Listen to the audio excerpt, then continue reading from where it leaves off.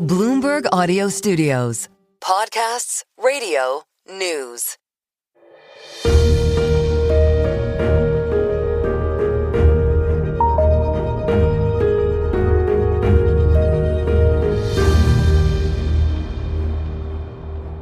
This is Wall Street Week. I'm David Westin, bringing you stories of capitalism. Last summer, we took you to Jackson Hole, the wealthiest place in the country. Now we head east to Arkansas and Michigan to see what drives the most charitable counties in the U.S. President Trump came to office promoting a swing away from green energy. But given the exploding energy demand from those AI data centers has all of the above, won what was a battle between fossil fuels and renewables. As the Formula One season draws to a close, we spend time with the man who has already won. Zach Brown brings us the remarkable story of his personal journey from rebellious high schooler in California to the pinnacle of auto racing as head of McLaren Racing.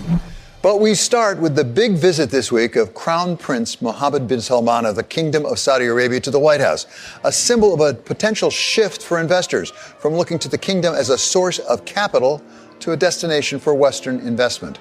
Deborah Lair of Basalina has been working on the transition.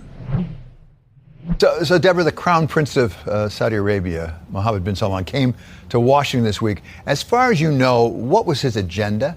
Well, just the arrival and the welcoming ceremony already has been a great success for the Crown Prince to be welcomed in an unprecedented way to the White House with this military band, military on horseback, escorting him into the White House and the flyover. The president personally walking him through already shows both the respect that the president has for him and the partnership that the United States is demonstrating with the kingdom. Under Vision 2030, the Crown Prince has put a priority on diversifying the economy. This year, for the first time ever, 55% of GDP actually comes from the non-oil sector. So as they look to attract data centers, for example, they just don't want to be host to them. They want to build out a whole infrastructure around data centers to be an electricity and cheap energy supplier, to building out the whole AI network, to attracting AI networks, to being the world's leader in e-games. One of the benefits that Saudi Arabia has is obviously it's one of the largest countries in the Middle East, and so they can provide space for manufacturing data centers to provide that technology. There's low-cost energy for building up the AI infrastructure, so they've been in discussions to build out their own AI infrastructure. They have their own domestic champions that they're building out, like Humane, but also they're looking to be the esports and e-gaming capital of the world. And so they spent a lot building out that infrastructure, in part because they have such a young population, but also it's an opportunity for them to show their own technological capabilities. Saudi Arabia is a wealthy country. At the same time, maybe not quite as wealthy as it was before because the price of oil is somewhat suppressed. That's where it gets a lot of its revenue from. Does it have to cut back at all on its investment ambitions, given where its fiscal situation is? Well, that's an excellent point, and clearly their revenues are still highly dependent on the price of oil. And we have seen a cutback in recent years on some of the mega projects. So we've seen that in the case of NEOM, where they've cut back on the grand ambitions and slimmed down the project, but also then focused in on other things like the Saudi Expo, where they are putting a lot of money and capital into that project. I think they're also being smarter about how they're spending their money. Originally, they brought in a lot of outside consultants and spent millions and millions of dollars on plans and strategies and ideas of how to build or how to make these mega projects successful. They're not so dependent on those outside consultants anymore. We've seen really a move to much more specialty insights that they're seeking from outside experts and taking a lot on themselves. The Crown Prince, as you say, set out a very ambitious agenda for 2030. Do they have enough of a track record yet to know whether they're on track for where they need to get to? So Vision 2030 was a very ambitious all-of-nation plan, one of the most ambitious transformations in the world, and it was a very aggressive timeline. When we look at some of the indicators, for example, attracting foreign investment, What they've had to do is transform their regulatory structure. That, even though it is moving forward, they've been able to streamline a lot of the regulations. They've opened up sectors to 100% ownership by foreign firms. It's not one-sided. Western investors are responding to the friendlier tone and are at least dipping their toes into the kingdom. In the past year, tech companies like Tesla and Scale AI have moved operations and offices there. Stephen Cook of the Council on Foreign Relations says Saudi Arabia is opening up with some limits. Saudi Arabia is now open for business. Of course, there are restrictions. This is Saudi Arabia, after all. But the Saudis are interested in bringing the world to Saudi Arabia. They look at its location. They see it as an important center for culture, sports, tourism, technology, and logistics. I think the Saudis are kind of opening the door to all of these companies who have expressed a tremendous amount of interest in coming to Saudi Arabia. But there is issues related to kind of, from what I understand, related to what the Treasury Department and what the Commerce Department will allow a company like Google or Apple to do in a place like Saudi Arabia. What about countries other than the United States as possible investors? Are you seeing, for example, from Europe? Yeah, you're seeing general interest in the quote-unquote new Saudi Arabia. Crown Prince Mohammed bin Salman, his mantra has been to make Saudi Arabia a normal country. Now, he is not a Democrat. He's not a liberal. This is all top-down reform. But I think what he sees is most Saudis are 18 to 50 years old. And if you're going to make your country prosperous and you're going to want to have that cohort staying there and making their lives there. And so he's been inviting investment from all over the world into the kingdom so that people can work and live and enjoy their lives like they would if they were in the United States or Europe. One of the areas of potential investment is real estate, commercial and residential. What is the level of investment in real estate right now going on in Riyadh, in Jeddah? Well, I mean, the only way to really answer this, David, is to say that the most oft-cited bird in Saudi Arabia, especially in those two cities, is the construction crane. I mean, I don't think there are enough construction cranes in Saudi Arabia to satisfy all the building that is going on. They've had to bring them in from other places. In terms of real estate, who's doing the investing in all this construction with all these cranes you talk about? Where's that money coming from? Well, a lot of this is driven by the government, but they've encouraged private firms to engage in the development of cities and so on and so forth. So there are authorities that the government has established that have partnered with private firms in terms of the development in Jeddah, of the old city, and the development of hotels there and tourist attractions there. But a lot of this is top-down driven by the government. But there is private money coming in. We've heard about Trump developments in both Jeddah and Riyadh. Adam Newman has a flow project in Riyadh as well. That's private money going in, and do they partner with Saudi entities? How does that work? Well, yeah. So there has been a recent change in how foreigners can invest in real estate. It's in certain areas, and it has to be in partnership with a Saudi entity. But it is less restrictive than it was, where previously it was much harder for foreigners to invest in real estate in Saudi Arabia. Right now, AI is all the rage, right? In the United States and elsewhere. There's a lot of concern about maybe a bubble, over-investing in AI. Is there a danger of over-investing in, for example, real estate in Saudi Arabia? Absolutely. I mean, I think that's certainly the case. Again, there is a build it and they will come aspect to what they're doing.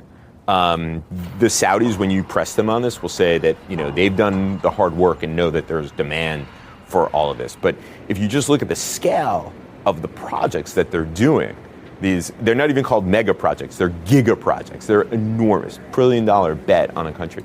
You have to wonder whether the demand and supply will come together on this. And again, we've seen this before, where the Saudis have, had this grand vision for new cities and so on and so on, and they've never come to fruition. Look, NEOM, which is something that the Crown Prince has talked a lot about. In many ways, it's his baby. They've had to scale that back over and over and over again. Part of it is engineering and the idea that what he envisions it is extremely difficult to do. But at the other end of it is just putting a city down in a place where one didn't exist before. Not only has engineering challenges, but you have to wonder, if there wasn't a city there before, why would there need to be a city there now? So it's those kinds of flights of fancy that I think people need to be worried about when it comes to Saudi Arabia. Coming up, we hear a lot about economic inequality in the United States, but not nearly as much about how much wealth and time is given away each year. As we head into this Thanksgiving holiday in the U.S., we'll go to the two most charitable places in the nation, Northwest Arkansas and Western Michigan.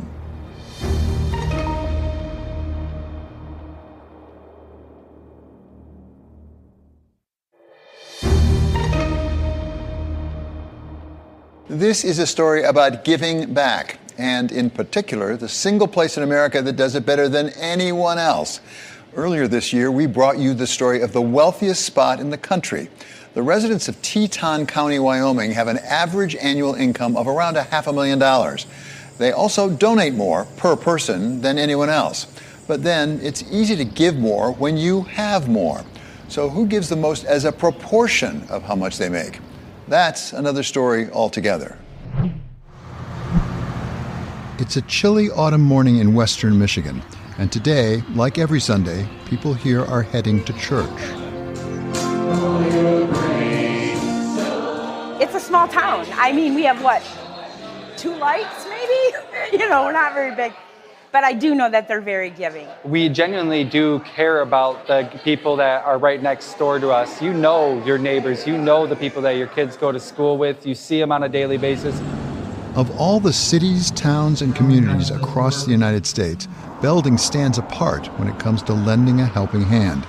But to understand why, we have to think about the nature of giving. Generosity is more than just money. It's being a family. It's being part of the community. Community is something Pastor Ryan Snyder and his congregation think about a lot. Even more so when we told them what we had found.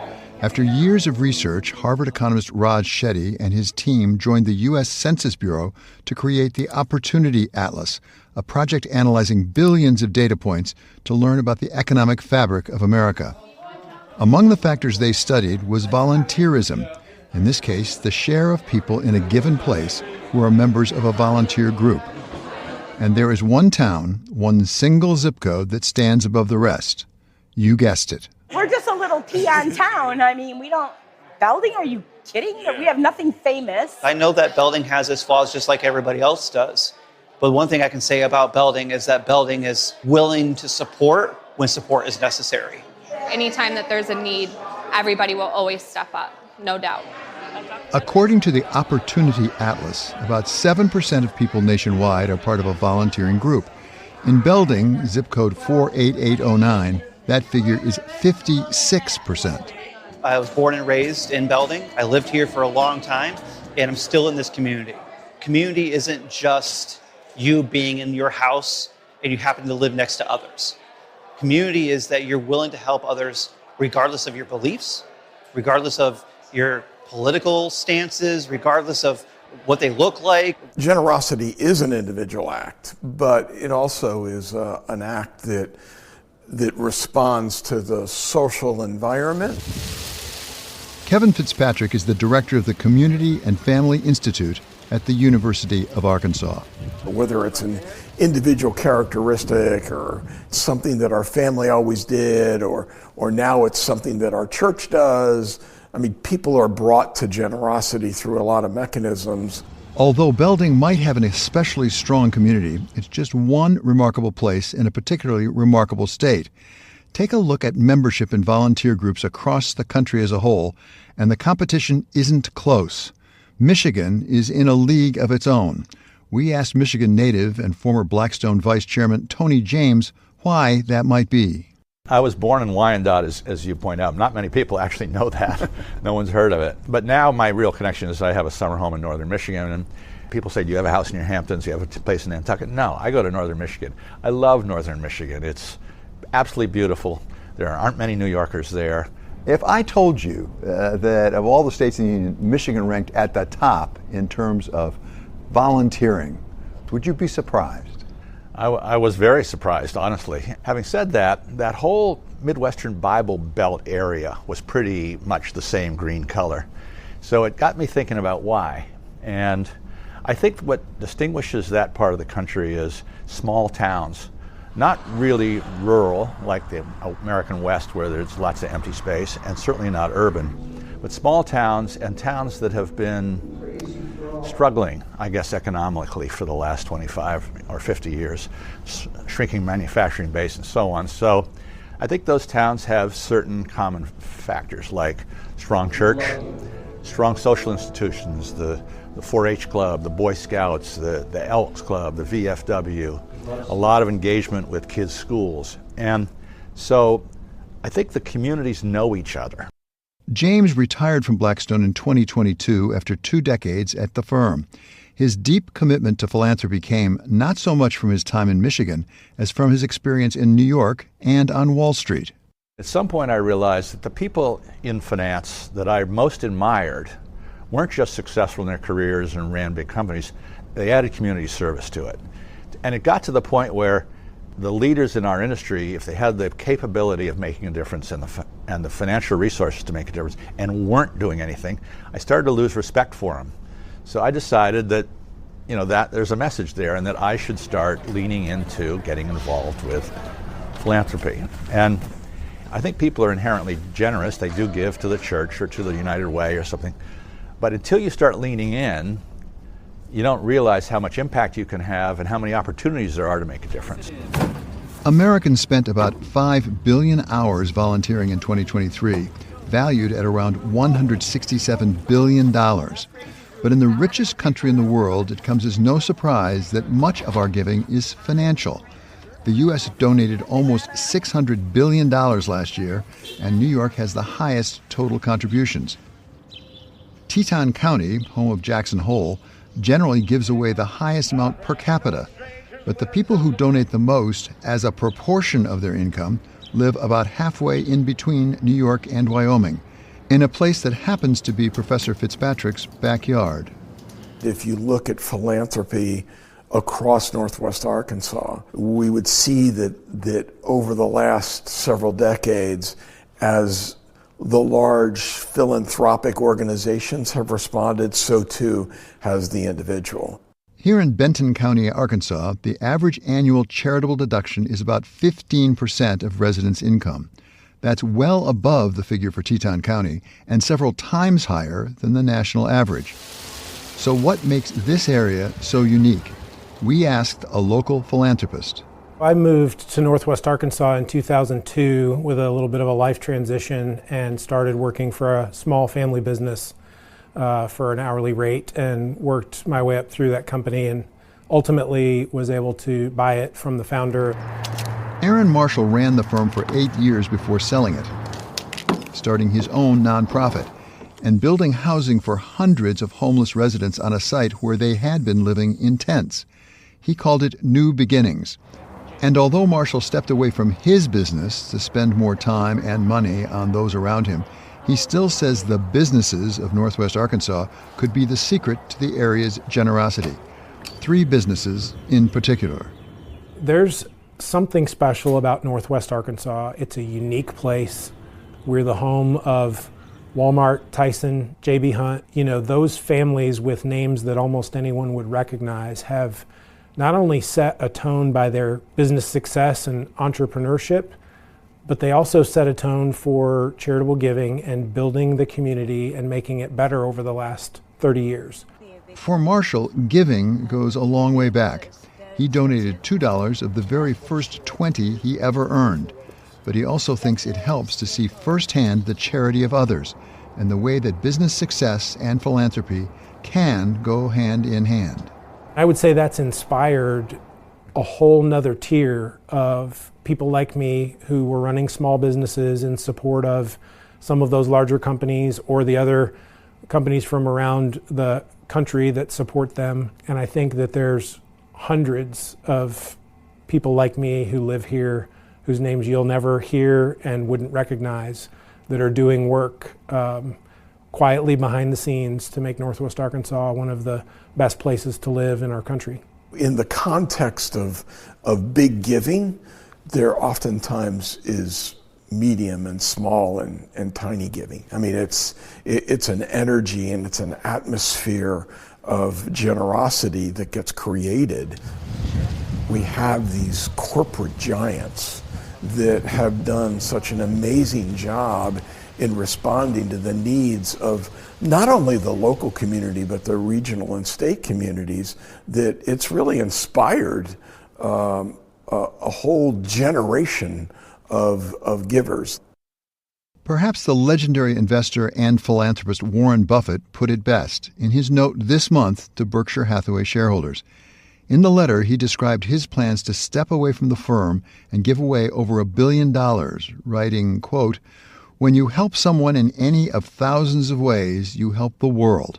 Kindness is costless, but also priceless. Whether you are religious or not, it's hard to beat the golden rule as a guide to behavior." And all God's people said, Amen. Back in Michigan, Pastor Snyder agrees.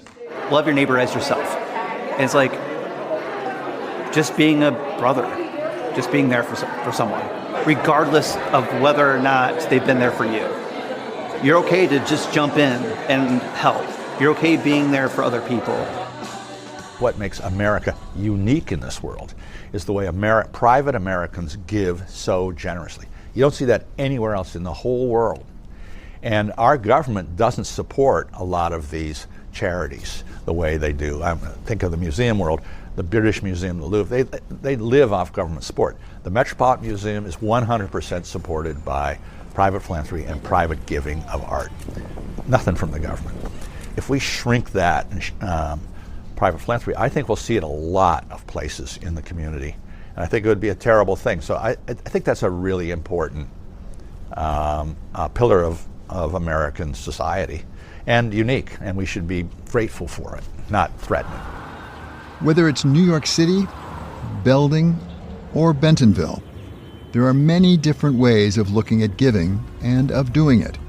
Michigan and Arkansas are exceptional, though hardly unique. But in both cases, the lessons are clear. Community matters.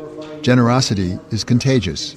And giving back can yield unexpected results. Through your long history of charitable giving, what have you learned? What about it has changed in your mind from what you thought originally? The most satisfaction I've had in my life has not been the business success, the year-over-year growth, or selling for more than I purchased a company for. It's walking around the hallways and the sidewalks of New Beginnings, talking to somebody who a year ago was unsheltered in the woods, didn't know where their next meal was going to come from, and now they're in a safe environment and they have a plan for permanent housing. The satisfaction level that comes from giving and investing when you have the ability to do so for people that don't is 10 or 100x any other experience of my life. A remarkable return on investment, not in dollars, but in fulfillment. Thank you so much. Generosity pays dividends all its own. Up next, President Biden wanted more green energy. President Trump wants more fossil fuels. We examine whether they both may be right.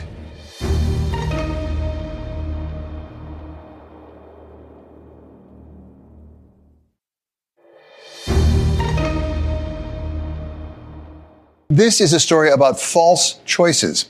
Washington can often seem like a split screen, with one party or administration simply taking the other side in endless debates. We've seen this with energy policy and the back and forth over fossil fuels versus so-called green energy. But on this one, could they both be right? I signed the most significant climate and clean energy law ever. ever in the history of the world. You know what it is? We have a policy. It's called drill, baby, drill. That's our policy. Two visions now bound by the same reality, an industry under pressure. We expect demand for electricity in the United States to grow by about 25%. Racing to power our ever-growing digital appetite. What we know now is that the nation, the country, is short of electrons. While millions of Americans are already feeling the strain. And they just said, Mary, you sold us peace of mind.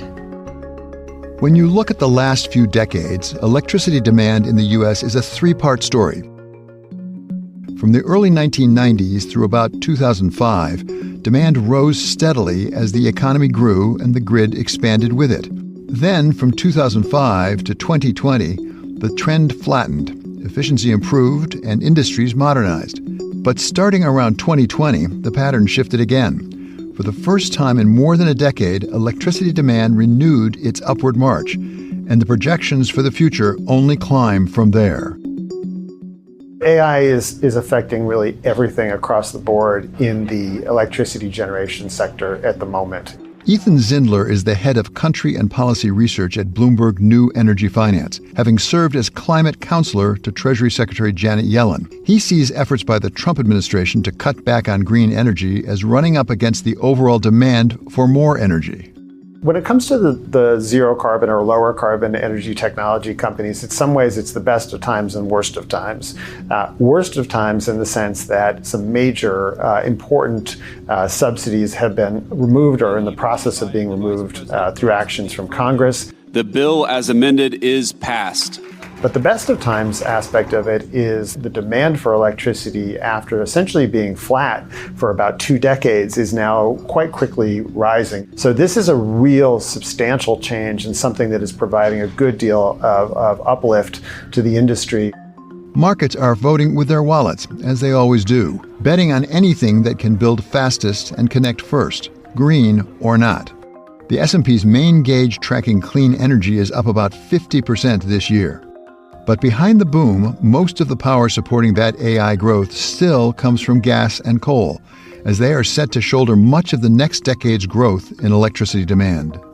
We've largely solved the production side of energy. We know how to produce natural gas, we know how to produce oil, we know how to produce electrons. Our challenge in America today has become getting that product to market.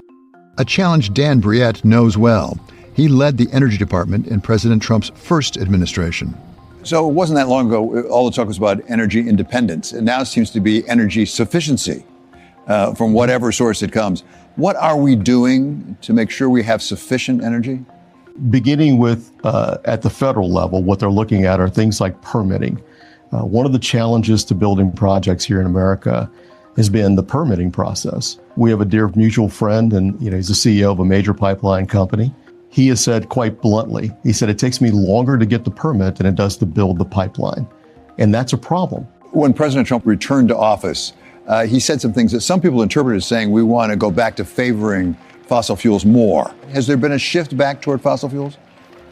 There's been a shift toward the realism that is necessary in energy production. I think for years and years and years, perhaps as many as 10 years, the United States looked at energy policy almost exclusively through the lens of environmental policy or environmental science. We're going to put the miners back to work. But when you think about energy and its importance to our economy, you cannot look at it exclusively through this environmental science lens. You mentioned oil and natural gas. There are also alternative sources of energy, some call them renewables or green energy. What is that balance looking like, and is it shifting? It's not shifting very much. I mean, what we're seeing are more renewables being put onto the grid. That's certainly true, but that's largely capacity. The capacity, the ability to make energy. It's not the production of energy. Those are two different concepts. Although we see a lot of renewable technologies like solar and wind being put onto the grid, it's important to remember that they only produce the energy about 30 to 35, maybe 40% of the time. But it's going to take all forms of energy. That much we do know. According to Bloomberg New Energy Finance, data centers could consume about 4.4% of global electricity by 2035. And companies representing both sides of the debate race to increase energy production. There's another build-out taking place, one that doesn't depend on the grid for distribution, one that is closer to home.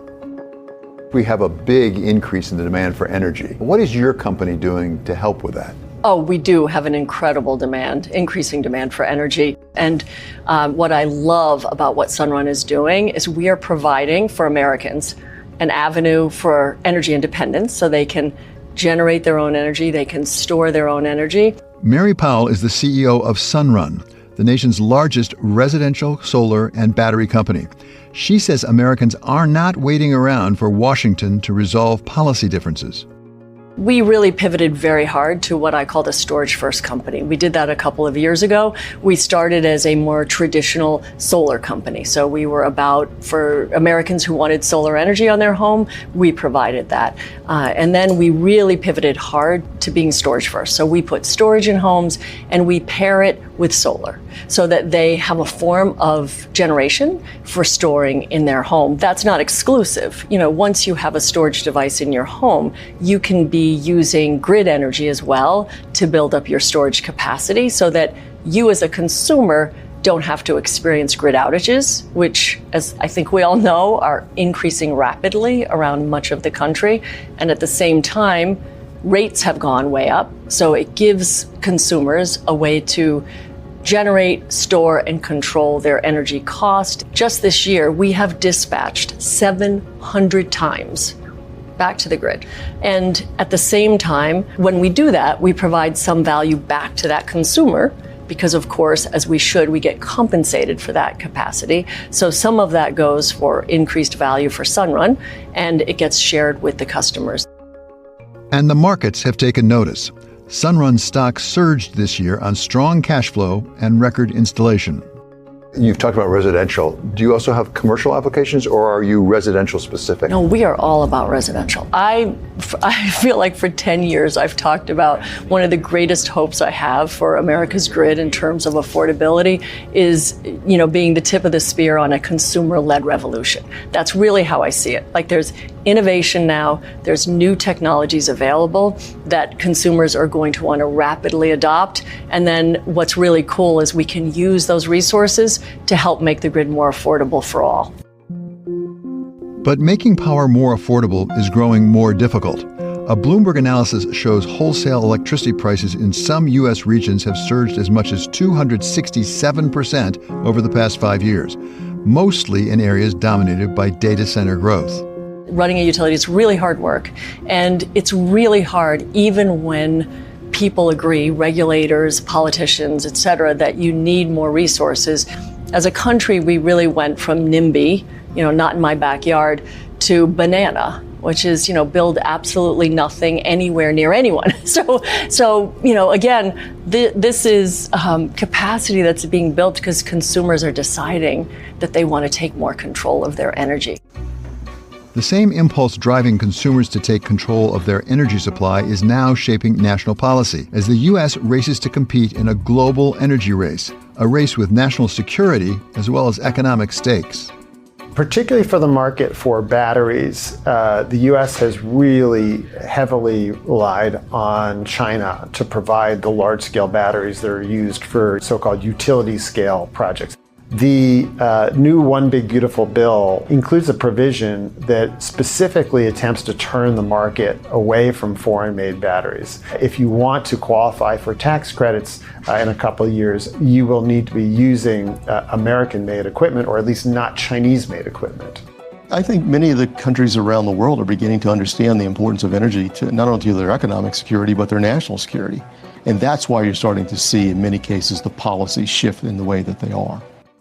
From nations to homes. I don't see this consumer-led revolution as the solution. Whether it's green or not.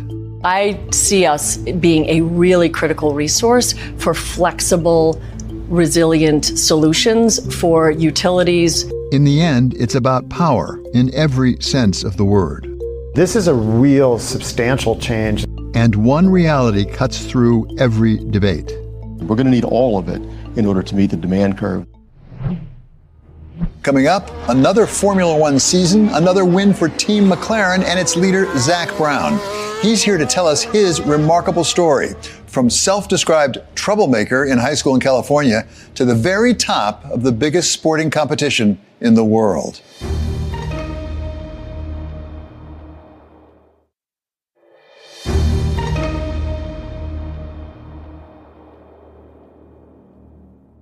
This is a story about the fear of failure, something Zach Brown and McLaren haven't experienced a lot of lately.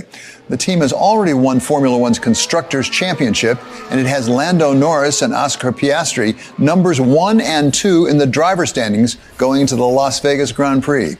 But for the team CEO, the path to the top has been an unusual one, and it all started with Mickey Mantle. The motor racing great Bruce McLaren once said, "Whatever we do, we must do it better than anyone else." And long before Zach Brown ran the famed papaya-colored racing team, that McLaren spirit was alive and well. I read in TV Guide that Mickey Mantle played golf at Preston Trails Country Club from 12, 13 years old, and I'm calling the country club every day, "Is Mickey Mantle in? Is Mickey Mantle in?" And one day they go, "Hold on." And I'm like, oh my God, like I might talk to Mickey Mantle. 15 minutes go by. They've called him in off the golf course. I can see why he was a bit upset being a golfer now. And so he picks up the phone. He's like, "Hello." And I'm like, "Is this Mickey Mantle?" And he chewed me out like there was no tomorrow. I was in my room crying my eyes out. And my mom came in and went, "What's going on?" I told her the story. She disappeared. Got him back on the phone. He thought it was a prank. Didn't know it was 12, 13-year-old kid. My mom came in, said, "You and your brother pack your bags. We're going to Dallas tomorrow. We're going to meet with Mickey Mantle." And we spent half a day with Mickey Mantle. It was the most unbelievable experience. Whether it's meeting his heroes or chasing Formula One championships, Brown is a hustler. I love the art of the deal. There's an adrenaline to that. And a winner. I'm definitely motivated by the fear of defeat. I think it's the unhealthier, more stressful version, but that's how back when I was racing, I just didn't want to lose as opposed to I really want to win. That's what gets you out of bed every day. My first collecting criteria is the car had to have won a race in period. We met the McLaren Racing CEO at the Classic Car Club of Manhattan, ahead of the launch of his new book, 7/10 of a Second.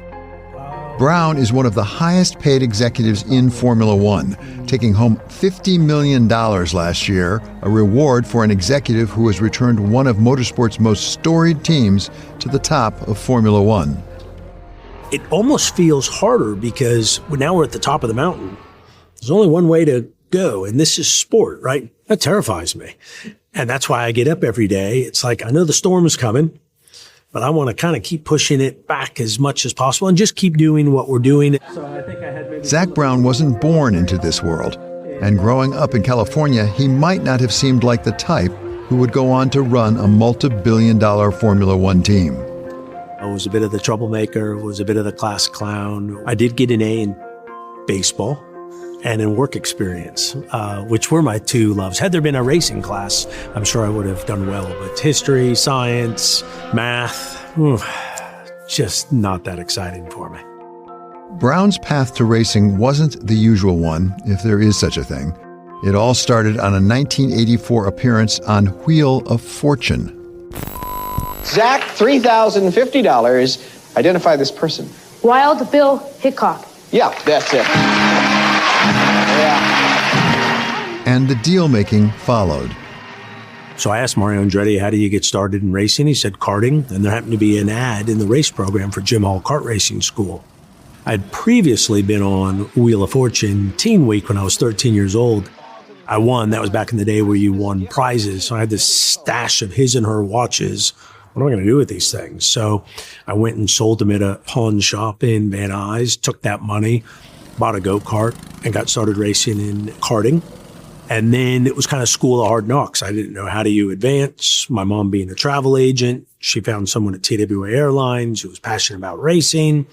They gave me some airline tickets. I'd go sell those airline tickets to pay for racing, and that's kind of how the racing career got started. If you're really going to go motor racing, you need some financial support from someplace. Yeah. Now, some people have wealthy parents or wealthy backers and things like that. You didn't necessarily have that. Your parents were much more middle class. So how did you afford it? So I started to learn how to do sponsorship. I remember my mom and dad kind of talking about how they could help me. And so my mom gave me her salary for a year, which was about $30,000-$40,000, a lot of money. But in the big scheme of things from racing, there's families that have spent millions and tens of millions. So it was kind of enough to get me started, but not even for a full season. So I didn't know anything about sponsorship, but I got fully immersed in how does sponsorship work. And really it trained me to this day, which was I needed to understand what companies wanted to do with their business and how I could use motor racing to help them achieve their goals, something that I still have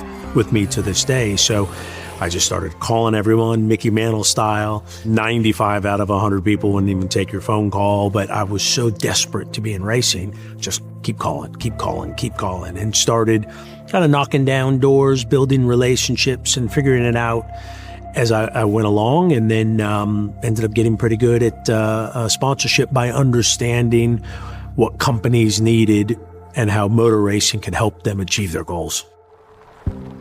Brown was a good racer, but never made it to F1. He did, however, have a knack for deal-making.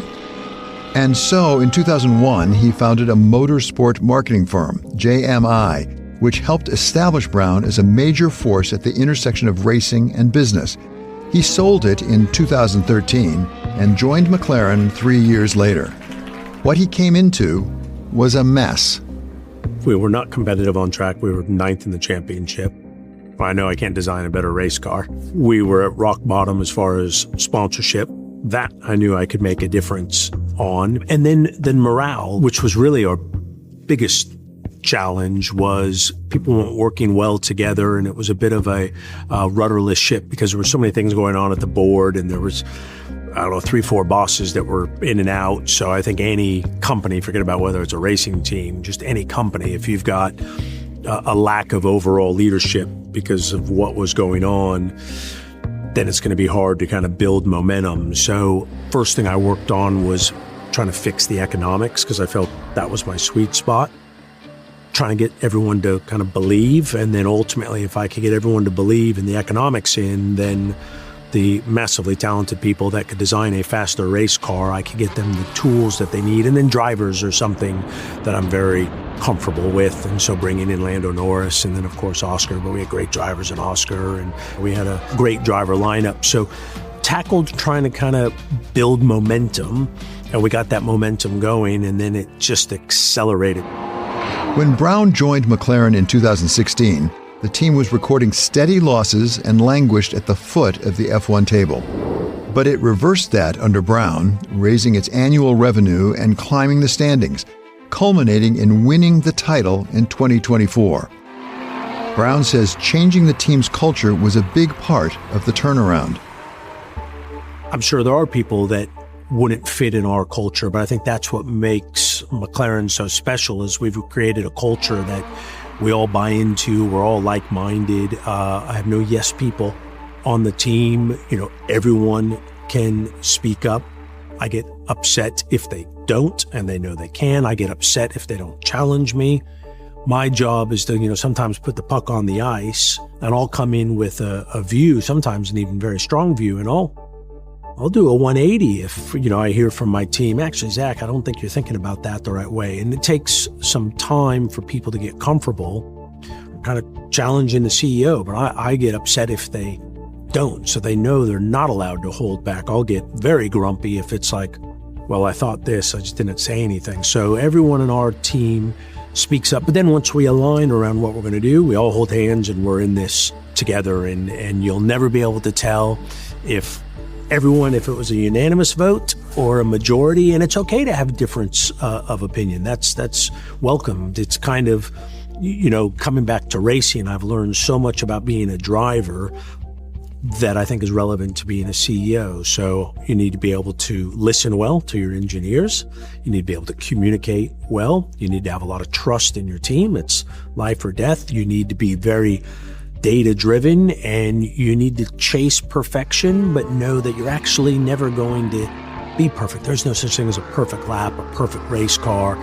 So you need to have a group of people that are kind of happy always being like, well, that's just not good enough. We're fortunate in our careers if we find a person, two persons, three people that we can look up to and borrow from and learn from, carry with us. You already mentioned Mickey Mantle and Mario Andretti, pretty big names. Are there other people that you really treasure your experience with? Oh, yeah. Roger Penske would have to be right at the top. While he's been massively more successful, but I'm still going. Well, so is he, which is what's amazing. He'll never stop. He started off as a racer, built a great team, built a great business, understood how to use his racing to build his business, knows how to build his racing team off his business. So I kind of was in the business of racing. So a lot of similarities. He's a racer. He's been in Formula One, in IndyCar. The only thing he hasn't won is the 24 Hours Le Mans. And he's 80 plus years old, staying up 24 hours, still trying to win the 24 Hours of Le Mans. So surrounded himself with great people. He was, to me, growing up in America, he was the McLaren of North America because they even shared the same sponsorship. So the Penske Indy car looked like the McLaren Formula One car from the 80s and 90s. So I think Roger Penske is someone that's right at the top of the list of someone that I've got huge admiration for. Roger Penske owns IndyCar, as well as the Indianapolis Motor Speedway, and his team has won more Indianapolis 500 races than any other in history. I've known Zach when he was from Indianapolis, and he had a company that really managed sponsors for different race teams. And I remember sitting down with him at the airport in Indianapolis, and he told me he had two choices. He could either potentially put his hand up to run IndyCar, or number two, he'd have a chance to maybe become the CEO of McLaren. Well, he went one direction, we've gone another. He's done a terrific job when you look at what he's brought to McLaren from a corporate perspective. He's a great guy on talent. He knows how to go get the best. And he's a tough guy to deal with from the standpoint or compete with. And he's really done it on his own. I mean, he's got good people, but the McLaren name has been terrific. I remember racing with Bruce McLaren, and he's taken that to the top. And with his two young drivers this year actually racing each other for the World Championship is amazing. But he's a leader. I think he's a tough competitor. And I can tell you one thing, he doesn't like to lose. That fear of failure has driven Brown from a self-described punk to the very top of Formula One. What would you today say to Zach Brown when you were in high school? If he could walk into the room, what would you say to him? I'd probably get in a fight with him. I don't know who'd win. Brown might not know who'd win, but you can guarantee neither would be happy losing. That does it for us here at Wall Street Week. I'm David Westin. See you next week for more stories of capitalism.